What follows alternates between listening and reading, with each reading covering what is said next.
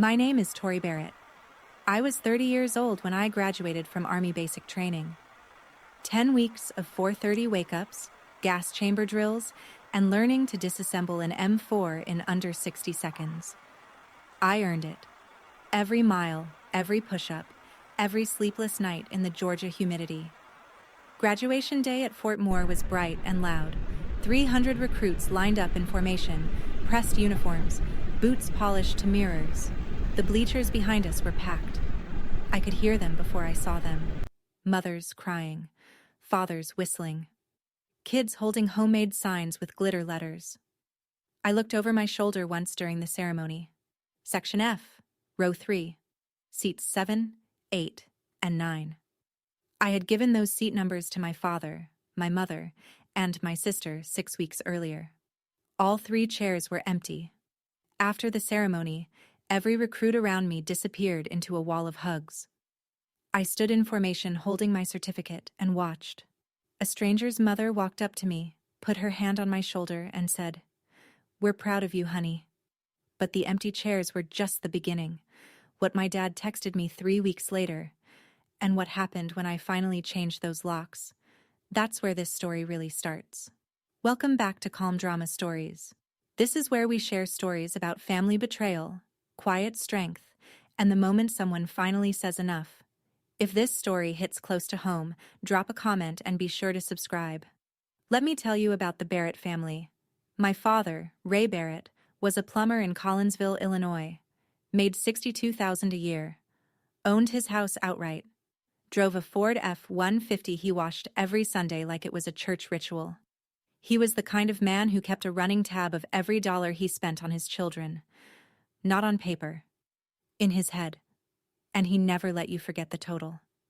My mother, Diane, was a homemaker who deferred every decision to Ray.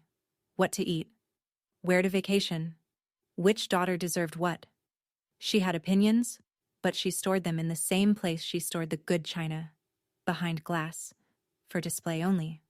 Then there was Megan, my older sister, 3 years ahead of me in everything except accountability. Megan got the new prom dress. I got the hem taken up on hers.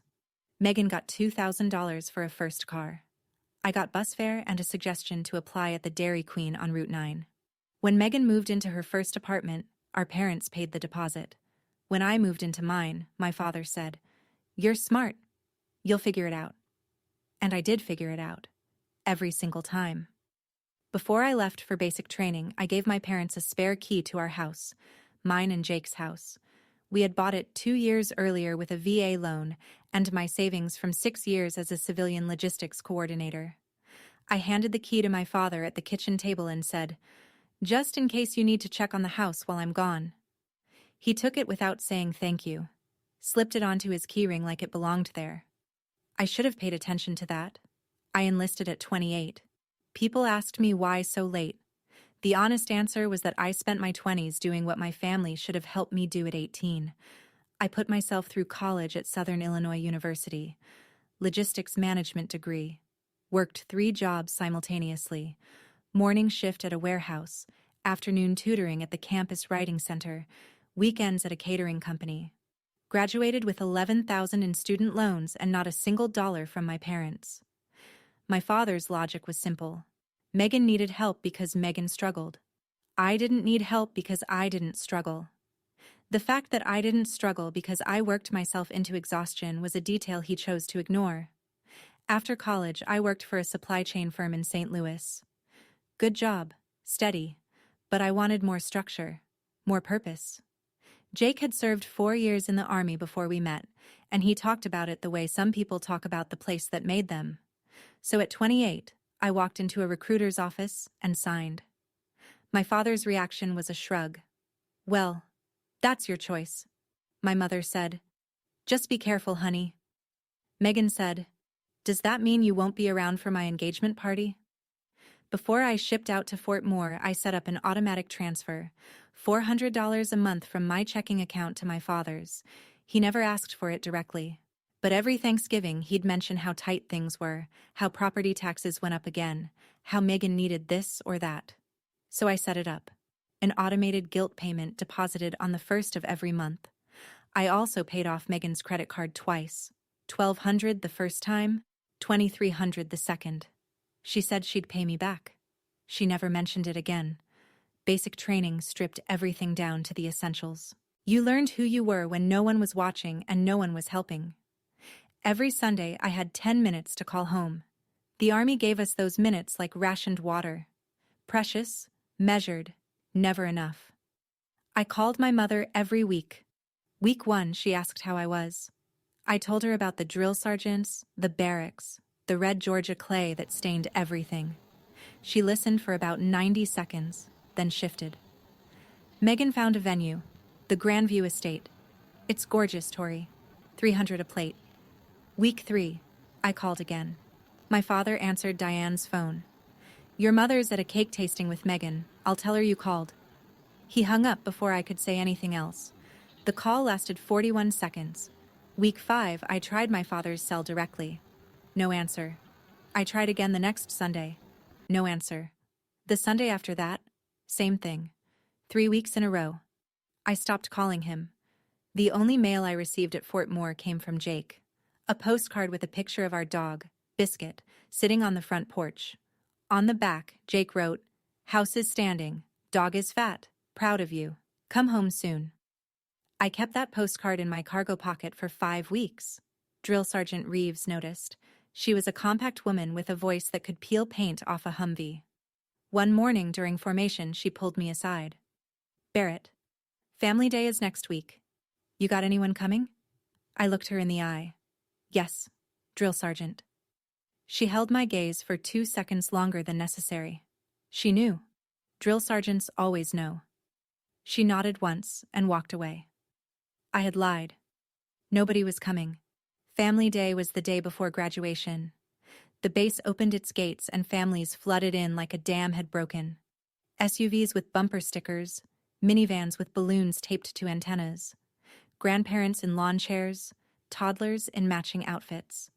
I watched from the barracks window. Sergeant Reeves found me 20 minutes later. "Barrett, come with me." She walked me across the parade field to a family clustered around a recruit named Lewis. His mother was a wide woman with a loud laugh and a cooler full of fried chicken. His father wore a veteran's cap. His little sister kept jumping on Lewis's back. "Mrs. Lewis, this is Specialist Barrett. She could use some company today." Mrs. Lewis didn't ask questions. She pulled me into a hug that smelled like cornbread and said, "Well, come sit down, baby. You hungry?" I ate fried chicken with strangers while my own mother was trying on Mother of the Bride hats with Megan at a boutique in Edwardsville. I know this because Diane posted the photo to our family group chat at 2:14 that afternoon. She was smiling. New hat, price tag still dangling from the brim. Graduation the next morning was a blur of speeches and salutes. I crossed the stage, shook the commander's hand, received my certificate. Looked out at the bleachers one more time. Section F, row 3. 3 empty chairs. After the ceremony, I checked my phone. One text from my mother. "Sorry, honey. Dad's helping Megan with the venue deposit. We'll celebrate when you're home. You understand, right?" You understand, right? 4 words my mother used like a skeleton key. They unlocked every door she didn't want to walk through herself. I understood perfectly. Jake was waiting at Lambert Airport with a handwritten sign that said, PFC Barrett, and a grin that made the whole terminal disappear for a second. He hugged me in baggage claim. Long, tight, his chin on top of my head. "I'm sorry they didn't come, Tor." "I know." We drove home. Biscuit nearly knocked me over at the front door. I unpacked my duffel bag, hung my dress uniform in the closet, and sat on the bed for a long time without moving. The next day, I drove to my parents' house, 15 minutes across town. Diane answered the door in her bathrobe, coffee in hand, surprised look. "Oh, Tori, when did you get back?" "Yesterday." "Well, come in. Your father's in the den." Ray was watching a Cardinals game. He looked up, nodded, and said, "Hey kid, you lose weight?" That was it. No congratulations. No questions about training. No mention of the graduation we missed. He turned back to the game. Megan stopped by 20 minutes later. She had a binder. A white binder with a label on the spine that said, Barrett Cole wedding in gold script. She sat at the kitchen table and talked about seating charts for 30 straight minutes. The florist was overcharging.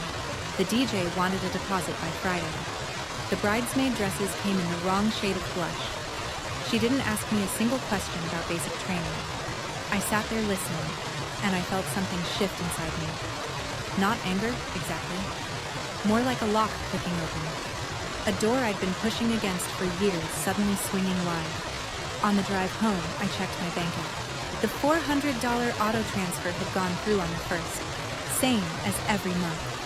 No acknowledgement, no thank you text, just an automated debit and an empty inbox. I found out about the garage on a Tuesday.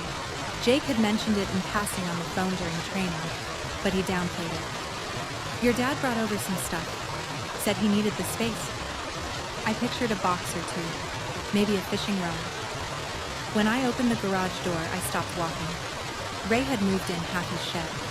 3 fishing rods mounted on a wall rack he'd drilled into my drywall. A red Craftsman tool chest. 6 drawers, the kind that weighs 300 pounds when loaded.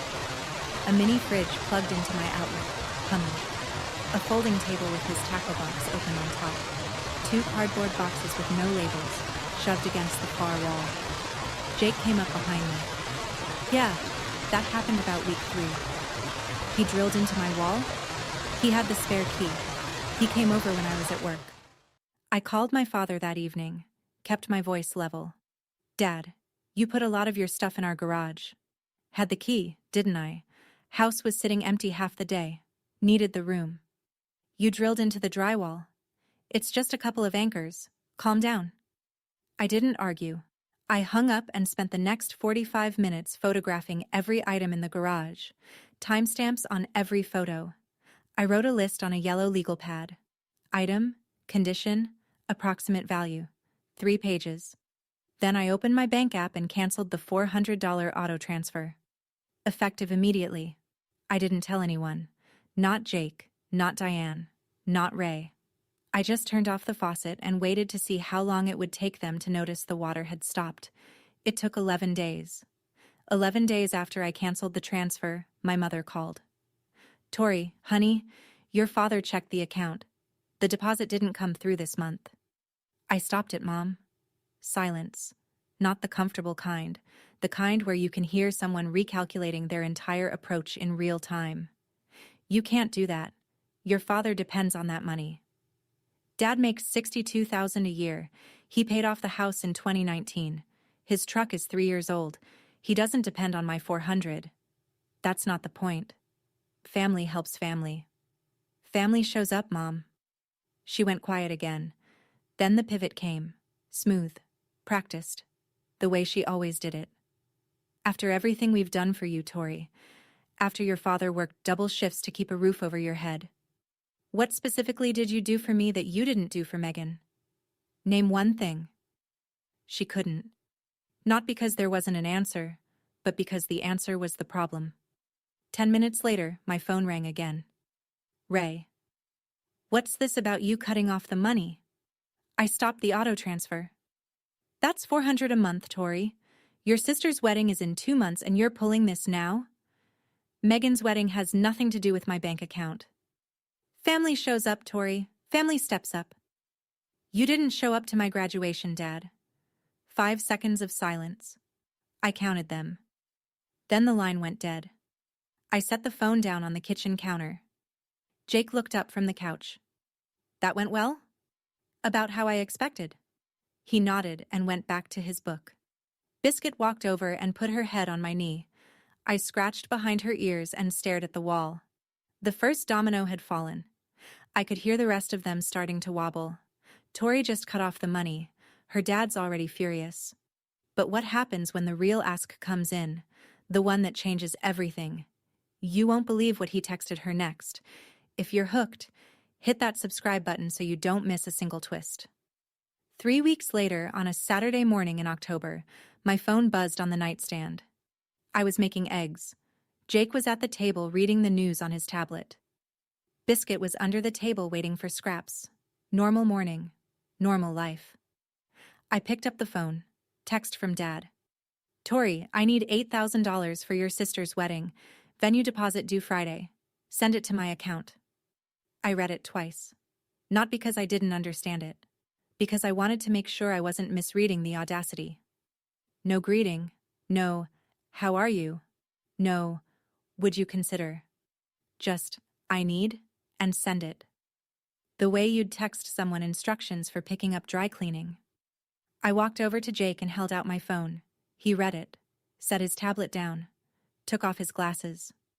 He can't be serious. He's completely serious. I opened Instagram, Megan's profile, her latest post from the day before. A mirror selfie in a bridal boutique, trying on a gown with a cathedral train. She tagged the shop. I clicked through. The dress was listed at $4,200. She was trying on a $4,000 dress while our father was texting me for $8,000. I put my phone face down on the counter, walked to the bathroom, turned on the shower and stood under the water for 12 minutes. I wasn't crying. I was calculating. $12,000 in auto transfers over 30 months. $3,500 in credit card bailouts for Megan. $0 contributed to my college. 0 family members at my graduation. And now $8,000 more, delivered not as a request, but as a directive. I turned off the water, dried my face, looked in the mirror. I knew exactly what I was going to do. Jake was still at the kitchen table when I came out. He'd poured me a fresh cup of coffee. Didn't say anything until I sat down. What do you want to do? That was Jake. No lectures, no leading questions, just an open door. Let me think out loud for a second. He nodded. In the last 2.5 years, I've sent my father $12,000 in auto transfers. I paid off Megan's credit card twice. $1,200 and $2,300. That's $15,500 total. Nobody's ever asked Megan to contribute to anything. Not once. Jake leaned back. And now he wants 8 more. Not wants, needs. He wrote, I need. Like it's already decided and I'm just the delivery mechanism. What are you thinking? I picked up my phone, opened the Venmo app, looked at the screen. I'm thinking about giving my father exactly what he's worth. Jake watched me for a moment. Then the corner of his mouth twitched. Not a smile exactly. More like recognition. He'd seen me make decisions like this before. Quiet. Final. No going back. You sure? I've never been more sure about anything. He got up, walked over, and kissed the top of my head. Then he went back to the couch and picked up his book. That was the thing about Jake. He never told me what to do. He never pushed. He just asked what I wanted, and then he got out of the way. After a lifetime of people telling me what my role was, his silence was the loudest form of support I'd ever known. I looked at the Venmo screen. My thumbs hovered over the keypad. I typed the amount, $8. Even. In the memo line, I wrote 2 words, best wishes. My thumb hovered over the green send button for about 10 seconds. Jake looked up from his book. He didn't say anything. He just raised his eyebrows. I pressed send. The confirmation popped up. $8 sent to Ray Barrett. Best wishes. I set the phone on the counter and went back to the stove. The eggs were cold. I scraped them into the trash and started a new batch. 47 minutes of silence. I know because I checked the clock when the first call came in. Missed call from Dad. Then another. Then a third. Then a text from Mom. Call your father immediately. Then Megan. 1 text, 7 words. Are you serious right now, Tori? I didn't answer any of them.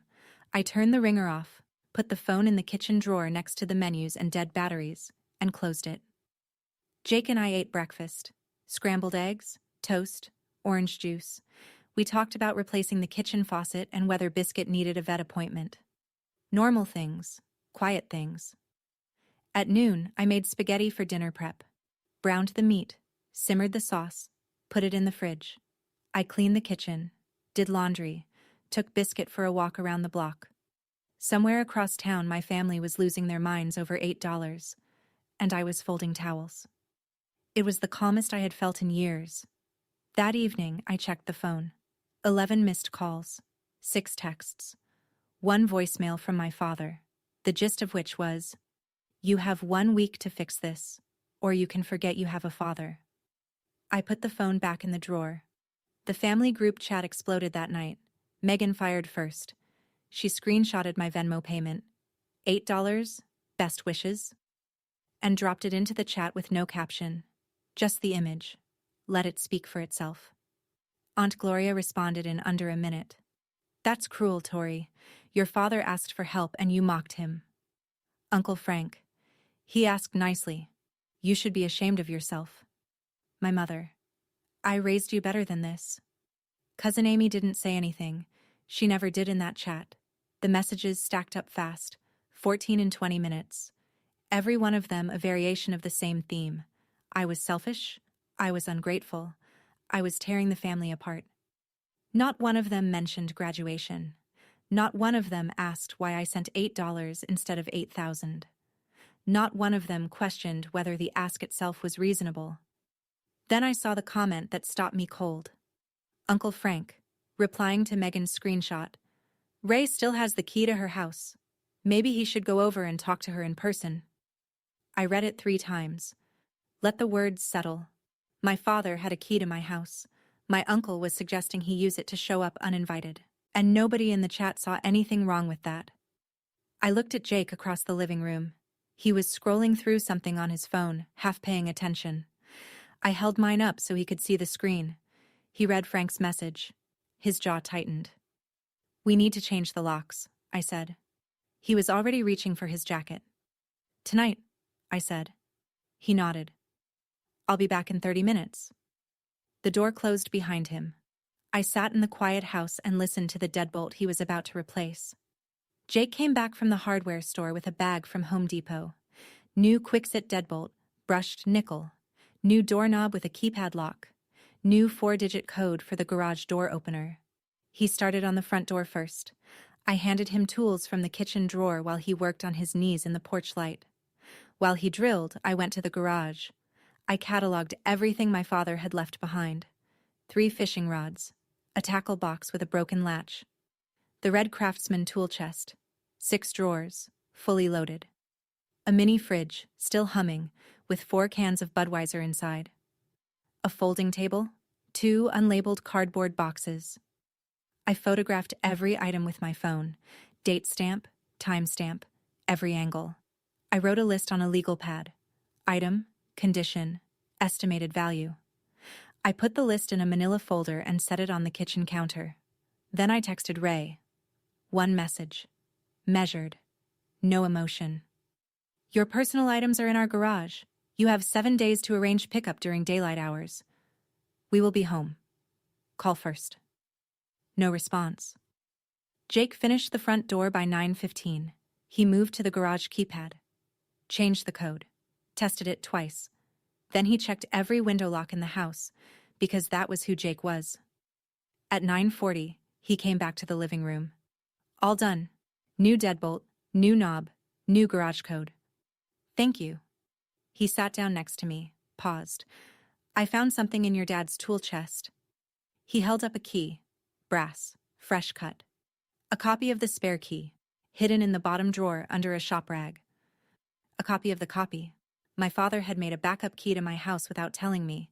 I took it from Jake's hand and put it in the trash can. It was the group chat that broke me open. Not the new messages, the old ones. After Megan posted the Venmo screenshot, I started scrolling backward through the family group chat. I don't know what I was looking for. Maybe evidence? Maybe context?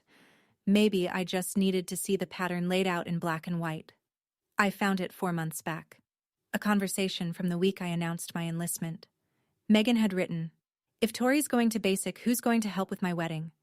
My mother replied, "Don't worry, she'll still send money. She always does." And then my father. 6 words, typed at 11:47 on a Tuesday night. "That girl has been our backup plan since she got her first job at 16. Backup plan. I read it 3 times. Then I read it again. I scrolled further. 2 years earlier. A conversation about Megan needing a car. Ray. Megan needs the car. Tori can figure it out. She always does. Diane. I feel bad. Should we at least offer to help with her rent? Ray. She's fine. She's always fine. She's always fine. Because I had to be. Because nobody gave me the option not to be. I sat in my car in the garage for a long time. The new garage code glowed green on the keypad. The engine was off. The overhead light had timed out. I was sitting in the dark, reading messages I was never meant to see. My mother's words from graduation echoed back. You understand, right? Now I understood. I understood everything. I was never the daughter they forgot. I was the daughter they counted on forgetting herself. The one who always figured it out. The one who always sent the money. The backup plan. I let myself cry for about 5 minutes. Then I stopped. Wiped my face with my sleeve. Took 3 slow breaths. I had cried enough for people who never cried for me. I went inside. Jake was at the kitchen table with his laptop open, not really looking at it. I set my phone on the table and slid it toward him. Read the screenshots. He picked it up, scrolled. His face didn't change much, but I knew his tells. The way his jaw shifted to the left, the way his breathing slowed down. He was angry, but he held it the way he held everything. Steady, contained, like a man who'd learned a long time ago that losing control didn't fix anything. He set the phone down. Backup plan. Since I was 16, apparently. He didn't say he was sorry. He didn't say what he thought I should do. He just put his hand on mine and left it there. We sat like that for a while. The kitchen clock ticked. Biscuit snored under the table. Outside, someone's sprinkler kicked on. I started making a list in my head. Every time I had been the one to figure it out. Every hand-me-down dress. Every scholarship I applied for because they wouldn't pay. Every Sunday phone call spent listening to Megan's plans instead of anyone asking about mine. The prom, the car, the apartment deposit, the credit card bailouts, the auto transfer. $15,500. That was the number. And it didn't include the things money couldn't measure. I'm done understanding, I said. Jake squeezed my hand once. What's next? His stuff is still in the garage. He has 4 more days to pick it up. And if he doesn't? Then he doesn't. I got up, rinsed my coffee mug, and went to bed. I slept hard that night. Dreamless. The kind of sleep you get when something heavy has finally been set down. 4 days left on the clock. Day 5. No word from Ray about picking up his things. I came home from work at the logistics office on base. Jake's truck was in the driveway. Everything looked normal from the front. Inside, Jake was at the kitchen table with his laptop open. He turned it toward me without saying anything. Ring doorbell footage, time-stamped 2:17 that afternoon. My father's truck pulling into the driveway. Ray getting out, walking to the garage, punching the old code into the keypad. Wrong. Trying again. Wrong. A third time. Wrong. He walked to the front door, inserted the old key, turned it. Nothing. The deadbolt held. He stepped back, looked at the door like it had personally insulted him. Then he walked back to the garage and kicked it. One hard kick, right at the base. The camera caught the impact and the scuff mark his boot left on the white paint. He stood in the driveway for 20 minutes. Just stood there. Then he got in his truck and drove away. 20 minutes later, a text from Ray. Open the door, Tori. This is ridiculous. I just want my stuff. I replied. I texted you the pickup procedure. Call first. We'll be home. Daylight hours. Ray. I don't need permission to go to my daughter's house. Me. It's not your house, Dad. 3 dots appeared. Then disappeared. Then nothing. Jake photographed the scuff mark on the garage door that evening, added it to the manila folder. Date, time, description. I wasn't collecting evidence because I expected a fight.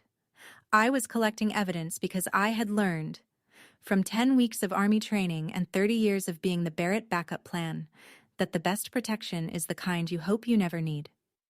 Day 6. My mother showed up at Fort Scott, the Army installation where I worked. She couldn't get past the gate. Civilian visitors needed a military sponsor, and Diane Barrett didn't have one. So she parked in the visitor lot and called my cell. "Tori, I'm at the gate. Can you come out?" I walked out to the parking lot in my duty uniform. Diane was leaning against her Camry, arms crossed, eyes red. "Your father can't sleep," she said before I reached the car. "He's barely eating. You're tearing this family apart. He tore it apart when he skipped my graduation to go dress shopping with Megan. That's not fair. Megan needed me that day. I needed you too, Mom. I stood in front of 300 soldiers with nobody in my section. A stranger's mother hugged me and told me she was proud of me." Diane's lip quivered. For a second, I thought she might actually hear me. Then the quiver hardened into something else. "If you don't give your father the money, he's going to take it personally. You know how he gets."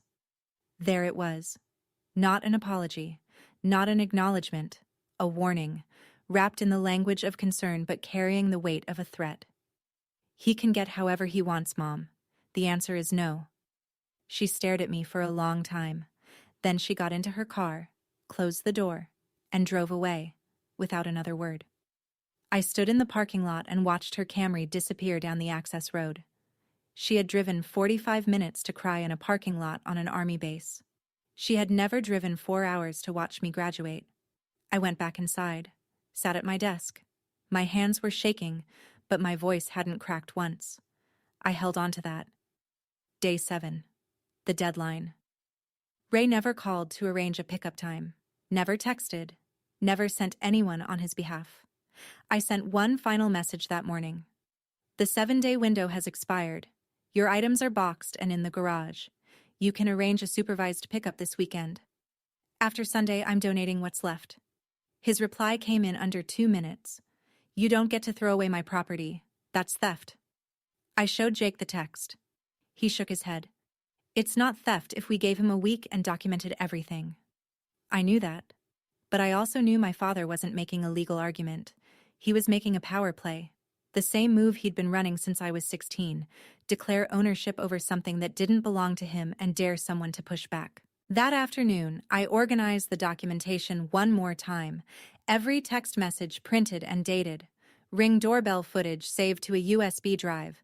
Photographs of every item with timestamps. The yellow legal pad with the itemized list. The scuff mark photo. My original text setting the 7-day deadline. His failure to respond. I put everything in the manila folder and set it on the kitchen table. Jake looked at it. "That's thorough." The Army taught me a lot of things. How to march. How to qualify on a rifle range. How to pack a rucksack for a 12-mile hike. But the thing that saved me was something a supply sergeant told me on my 3rd day. "If it's not documented, it didn't happen." Jake nodded. "Everything happened," I said. "And I've got the paper to prove it." Saturday morning, Jake and I were both home. The house was clean. The folder was on the table. The new deadbolt was locked. The doorbell rang at 9:15. Tori gave her dad 7 days. He didn't pick up a single thing. Now the deadline has passed and he's calling it theft. But what happens next? When the doorbell rings on Saturday morning, that's the moment everything changes. Stay with me. This is about to get real. I opened the front door. My father stood on the porch in his work boots and a flannel shirt, hands at his sides, jaw set. Behind him, in the driveway, my mother sat in the passenger seat of his truck with the engine running. "I want my stuff," he said. "Come in through the front. We'll walk you to the garage." He didn't move. "I'm not being escorted in my own daughter's house like a criminal." "You're not being escorted. We're being present. Those are different things." He looked past me at Jake, standing in the hallway. Something shifted in his expression. Not anger, exactly. Calculation. Then he stepped through the door. We walked him to the garage. Jake opened it from the inside panel. The boxes were lined up against the wall. Neat. Labeled. Every fishing rod wrapped in bubble wrap and tagged. The tool chest wiped down, drawers closed. The mini fridge unplugged, cleaned, and defrosted. The tackle box latched and set on top of the labeled boxes. Ray stopped in the doorway and stared. He had expected chaos. He had expected his things thrown into garbage bags or piled in the driveway. He had expected to be outraged. Instead, everything was cataloged, organized, ready for pickup, military precision. He didn't say thank you. He walked to the tool chest first and opened the bottom drawer, felt around under the liner, looked up at me. The key's gone. I found it, Jake said. We disposed of it. Ray's nostrils flared. He closed the drawer and started loading the truck. I handed him items as he needed them. Neither of us spoke. The only sounds were the scrape of boxes on concrete and the tailgate groaning under the weight. Halfway through, he stopped. He turned around slowly, leaned against the tailgate, crossed his arms. You think you're so smart? His voice was low, controlled, but barely. Changed the locks, cut off the money, sent your mother away crying from a parking lot. I said nothing. Waited. I raised you, Tori. I put food on the table for 18 years. I kept a roof over your head. I taught you how to ride a bike and how to change a tire. And this is what I get? $8 and a deadbolt? You didn't come to my graduation, Dad. He waved his hand like I'd said something trivial. It was basic training. That's not a real graduation. Your sister's wedding was a real event, a real milestone, something that actually mattered. Not a real graduation. He said it like 10 weeks of training, gas chamber drills, and qualifying with a rifle was summer camp. Like standing in formation while a sergeant pinned my rank was nothing. Jake stepped forward. Sir, with all due respect, your daughter served her country. That ceremony was real. Ray's finger came up, pointed at Jake's chest. This is between me and my daughter. Stay out of it. I stepped between them. Not fast, not aggressive, just moved into the space. Jake is my family, Dad. He showed up. You didn't. Ray's hand dropped. His face went through 3 expressions in 2 seconds. Surprise, then anger, then something I'd never seen before. Something close to fear.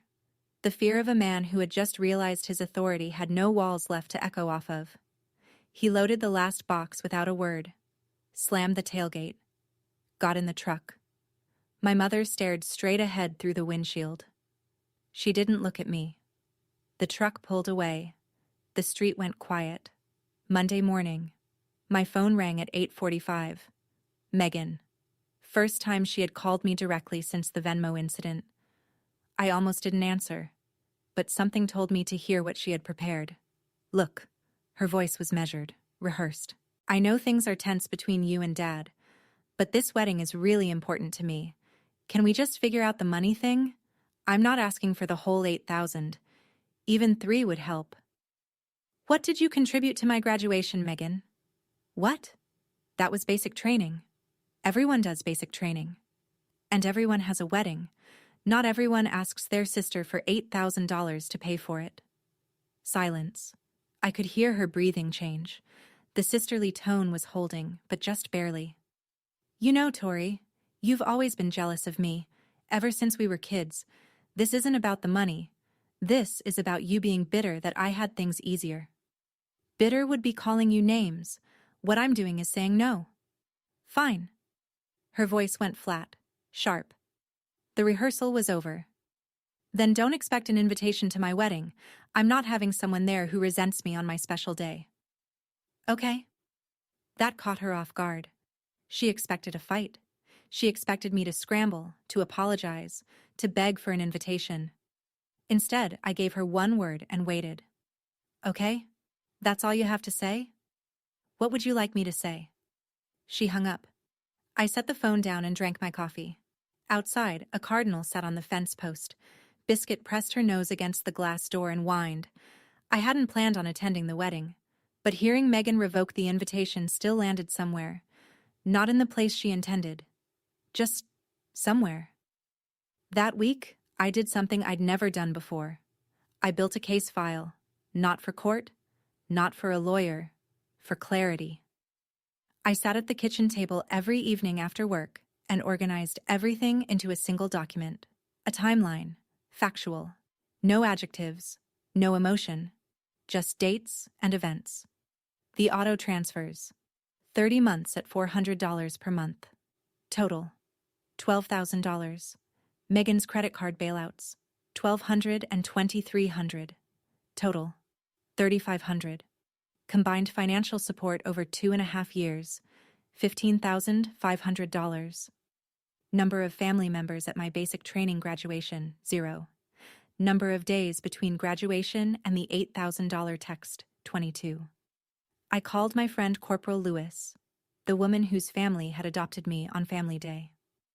Lou, you dealt with family drama when you were in. How'd you handle it?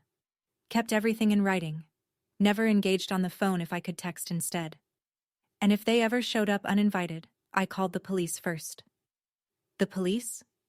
Get ahead of the story. The first person to call is the one who sets the narrative. I thought about that. Then I opened the family group chat and drafted a message. I didn't send it. Just wrote it and saved it in my notes. The message was simple. A summary of everything. Graduation, the money, the garage, the spare key, the copy of the copy, the backup plan comment from the chat. All of it laid out in order, dated, and factual. I showed Jake that evening. He read it through twice. It's not mean, he said. It's just true. That's what makes it devastating. I saved the draft. The wedding was 9 days away. I would know when to send it. Megan's wedding was on a Saturday in November. 53 degrees, overcast. The kind of day that looks beautiful in photographs if you adjust the lighting. Jake and I stayed home. I made chili in the slow cooker. He raked leaves in the backyard. Biscuit chased squirrels. We didn't mention the wedding once until my phone started buzzing after 4. Social media. Megan's friends, tagging her in photos. Megan in white, glowing. Ray walking her down the aisle in a rented suit. Chin up. Proud. Diane in the front row, dabbing her eyes with a lace handkerchief. I scrolled through the photos the way you watch a movie about strangers. Interested maybe, but detached. Like I was observing someone else's family, which, in a way, I was. At 5:22, Cousin Amy texted me privately. Everyone noticed you're not here. Your dad told people you were deployed overseas and couldn't make it. Deployed. My father told 100 wedding guests that I was deployed. I was sitting on my couch in sweatpants 4 miles from the venue, eating chili. He lied, Amy added. Then an eye roll emoji. I stared at the text. He didn't just skip my graduation. He erased my absence from his own narrative, made himself the proud military father whose daughter was serving overseas, instead of the man whose daughter stopped answering his calls.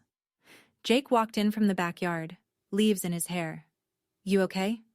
Yeah, I think I am. And I meant it.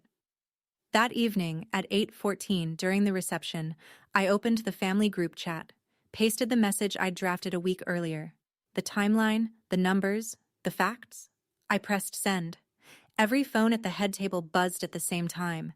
The chat lit up inside of 3 minutes. Aunt Gloria, first as always. Tori, this is Megan's day. How could you do this? Uncle Frank went quiet. He'd read the financial breakdown. 12,000 in transfers, 3,500 in credit card bailouts, 15,500 total. He didn't post again for the rest of the night. My mother. This is lies. We never called you a backup plan. I didn't respond. I had said what I needed to say. The document spoke for itself. Megan at 11:47 that night. A text. Not in the group chat, just to me. Attached was a selfie. Mascara streaked down both cheeks. Wedding dress wrinkled at the hem. The background looked like a bathroom stall. You ruined my wedding. I typed back one line. I wasn't there. How could I ruin it? She didn't reply. My father sent nothing. No text. No call. No voicemail. Complete silence. That was the part that made me uneasy. I'd seen him angry. I'd seen him threatening. I'd never seen him go quiet. Jake and I watched a movie that night. Some action thing with too many explosions. I fell asleep on the couch halfway through. He put a blanket over me and let me sleep until morning. Sunday was peaceful. I didn't check the group chat. I didn't call anyone. I took Biscuit to the park, picked up groceries, came home, made dinner. Lived a normal, unremarkable Sunday. On Monday, I went to work. Tuesday was the same. Tuesday afternoon, My desk phone rang. The front desk receptionist at the logistics office. Specialist Barrett, there's a call for you on line 2. It's the Collinsville Police Department. My stomach dropped, then steadied. Thank you. I'll take it. Ma'am, this is Officer Davis with the Collinsville Police Department. We received a complaint from a Raymond Barrett regarding property at your residence on Elm Street.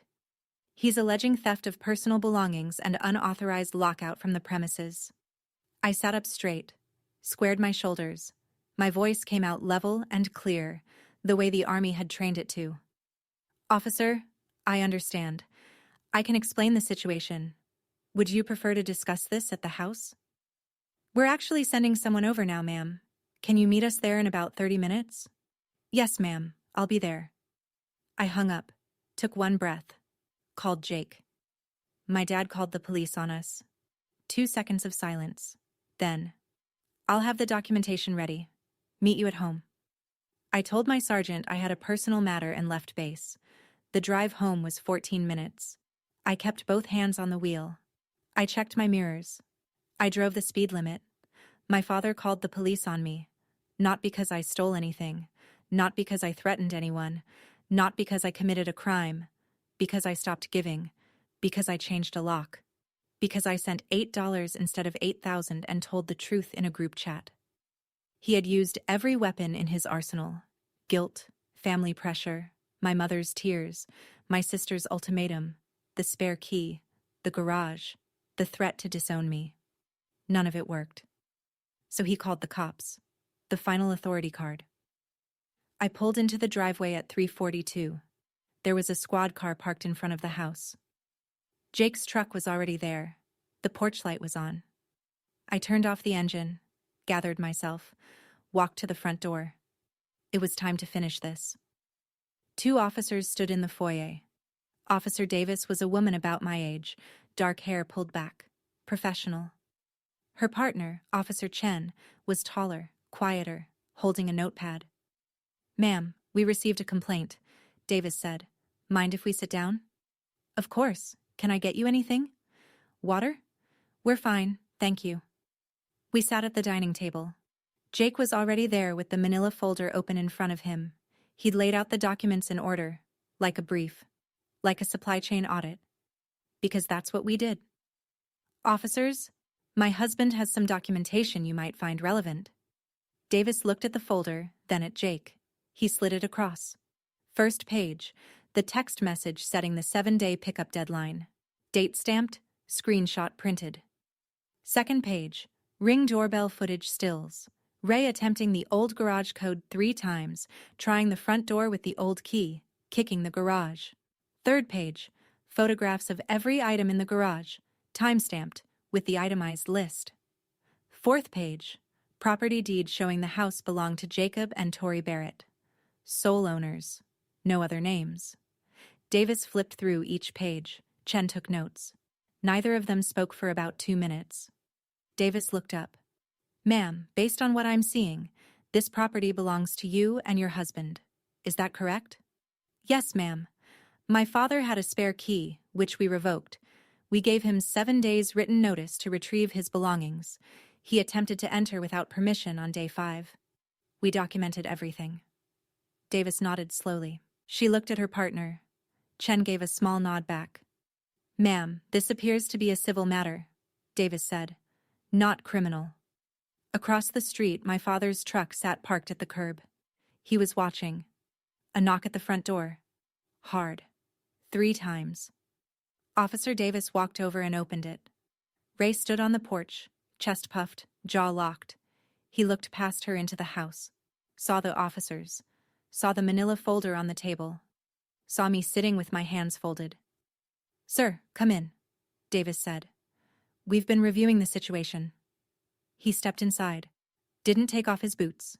Didn't sit down. That's my stuff she's got in there. I want it back. And I want her charged with theft. Davis's voice stayed even. Sir, your daughter provided a 7-day written notice for pickup. She has documentation of your attempt to access the property without authorization. The house is in her name. Legally, this is a civil matter, not a criminal one. Ray's face flushed from the neck up. She changed the locks on me. I had a key to this house. Homeowners have the right to change their locks at any time, sir. He turned to me. Full body pivot, like a man who'd just lost his last card and was about to flip the table. After everything I did for you, after I raised you, this is how you treat your father? With cops and locks and $8? I looked at him, kept my voice level, kept my breathing steady. You didn't come to my graduation. You asked me for $8,000 3 weeks later. You moved your stuff into my garage without asking. You made a copy of my house key without telling me. You tried to break in when I changed the locks. I paused. Let the silence hold. You kept saying, you understand, right? Yeah, Dad. I finally understand. He opened his mouth, closed it, opened it again. His hands were shaking. Not from sadness, from the kind of anger that has nowhere left to go. He looked at Officer Davis for support. Her face was neutral, professional. Davis said, Sir, I'd recommend you arrange a mutually agreed time to collect your remaining items. If there's a further dispute about property, you'll need to handle it through civil court. Ray turned and walked out.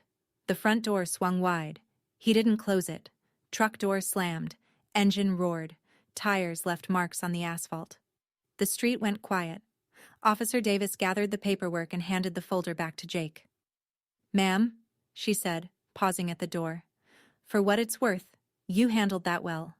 A lot of people don't document things the way you did. Thank you, officer. One more thing. If he returns to the property without your permission, call us. At that point, it's trespassing. They left. I watched the squad car pull away from the window. Then I closed the door, turned the new deadbolt, pressed my back against the wood and stood there. Jake came up behind me.